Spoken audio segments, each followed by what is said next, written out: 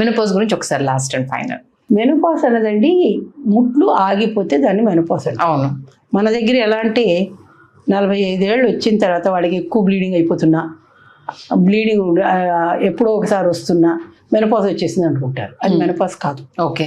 12 నెలలు కంటిన్యూస్గా పీరియడ్స్ రాకపోతే అది మెనోపాజ్. 12 నెలలు, ఓ సంవత్సర కాలం రాకూడదు, దాని తర్వాత మళ్ళీ రాకూడదు.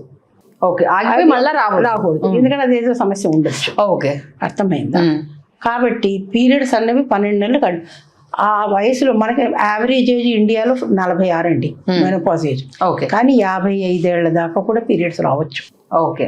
55 ఏళ్ల తర్వాత కూడా పీరియడ్స్ వస్తే మేము ఇన్వెస్టిగేట్ చేస్తాం ఇంకా ఎందుకు వస్తుంది అని. ఓకే. లేకపోతే చెయ్యము. తర్వాత మెనోపాజ్ వచ్చిన తర్వాత మాకు అన్నీ ఆగిపోయినాయి, మేము ఎవరికి చూపించుకోలేదంటే అప్పుడే సమస్యలు మొదలవుతాయి. చాలా మంది ఏమనుకుంటారు, క్యాట్రాక్ట్ వస్తే నాకు మెనోపాజ్ వచ్చింది అందుకే శుక్లాలు వచ్చాయి అనుకుంటారు కంటికి. దానికి దీనికి ఏమి సంబంధం లేదండి. క్యాట్రాక్ట్ రావడానికి కారణం ఏజ్. ఓకే.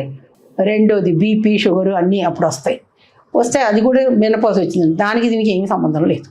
ఎందుకంటే ఇప్పుడు మనం 20 ఏళ్ల పిల్లలకి 16 ఏళ్ల పిల్లలకి కూడా షుగర్ చూస్తాం, కానీ దానికి దీనికి కూడా సంబంధం లేదు. కానీ ఆ టైంలో మీరు జాగ్రత్త పడవలసింది, ఒకటి పని అంతా అయిపోయింది, పిల్లలు పెద్దవాళ్ళు అయిపోయారు, నాకేం పని లేదు, ఇంట్లో కూర్చొని తింటుంటే లావు అవుతాం మనం. చాలామంది ఏమంటారు, నేను